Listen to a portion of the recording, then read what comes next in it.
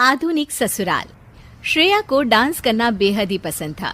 Dance जैसे श्रेया की जान थी। वो इसी फील्ड में अपना करियर बनाना चाहती थी। एक दिन श्रेया कॉलेज से घर आती है और सीधे अपने मम्मी के पास जाती है। मम्मी, आज हमारी कॉलेज में शहर की सबसे अच्छे डांस एकेडमी वाले आए थे। उन्होंने एक डांस कंपटीशन रखा है। जो इस कंपटीशन में फर्स्ट आएगा उसे वो एकेडमी फ्री में डांस ट्रेनिंग देंगे। अगर उस डांस कंपटीशन में मैं जीत गई तो मेरा डांस कोरियोग्राफर बनने का सपना पूरा हो जाएगा। श्रेया, तुम पागल हो गई हो क्या? तुम जानती हो ये सब हमारे घर में नहीं चलता। पापा और दादाजी कभी तुम्हें इस बात की इजाजत नहीं देंगे। मम्मी प्लीज मुझे एक मौका तो देकर देखिए। अगर मैं सिलेक्ट नहीं हुई तो मैं आगे से इस बारे में कभी कोई बात नहीं करूंगी। Please mummy please. श्रेया, तुम एक अच्छे घर की लड़की हो, तुम्हें ये सब शोभा नहीं देता। अगर फिर भी तुम्हारी जिद है तो जाओ अपने दादाजी से बात कर लो।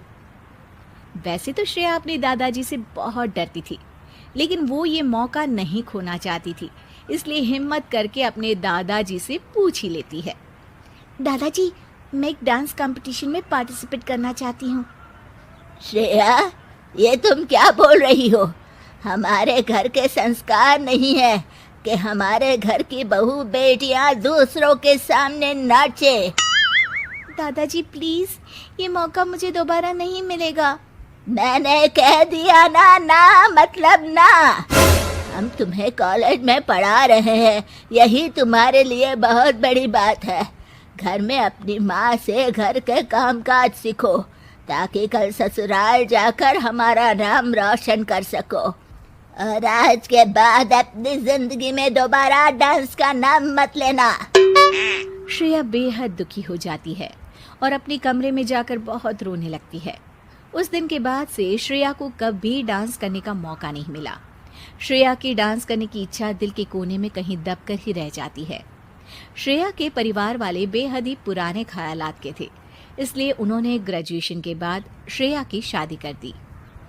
वो अपने ससुराल आ गई और बखूबी अपने ससुराल का काम संभालने लगी, क्योंकि श्रेया को तो यही सिखाया गया था कि तुम एक लड़की हो, तुम्हारा काम सिर्फ घर संभालना है, अपने सपने पूरे करना नहीं। ऐसे ही श्रेया की जिंदगी बीत रही थी। एक दिन श्रेया के ससुराल में कोई नहीं था। घर का हर सदस्य किसी न किसी काम से बाहर गया हुआ था। श्रेया म्यूजिक लगाकर डांस करने लगती है। वो डांस में इतनी खो जाती है कि उसे पता ही नहीं चलता कि कब उसकी सास वहां आ जाती है। अरे श्रेया, तुम डांस भी करती हो? सास की आवाज सुनकर श्रेया घबराकर म्यूजिक बंद कर देती है। घबराहट में श्रेया के पसीने छूटने लगते हैं। वो सोचती है कि अगर इस बात की शिकायत उसके मायके में कर दी तो क्या होगा। माँ जी, मुझे माफ कर दीजिए, मुझसे गलती हो गई। अरे बेटा, इसमें माफी मांगने वाली क्या बात है? हमें तो पता ही नहीं था कि हमारी बहू रानी इतना अच्छा डांस करती है, और तुमने हमें कभी बताया क्यों नहीं?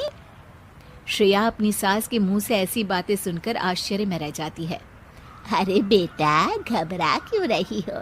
बात करो मुझसे। जी, मुझे घर में मना किया गया था कि ससुराल जाकर मुझे इस बारे में कोई बात नहीं करनी है।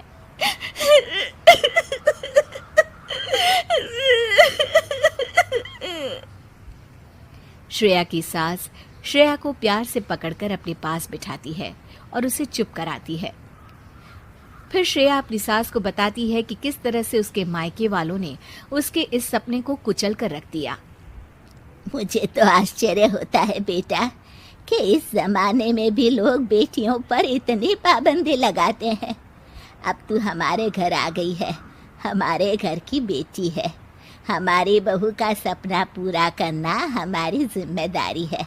मैं आज ही सुनील से बात करती हूँ कि वो तेरे लिए एक डांस क्लास खोल दे, ताकि तू अपना सपना भी पूरा कर पाए और तेरे ही जैसी और बहुत सी लड़कियों का भी।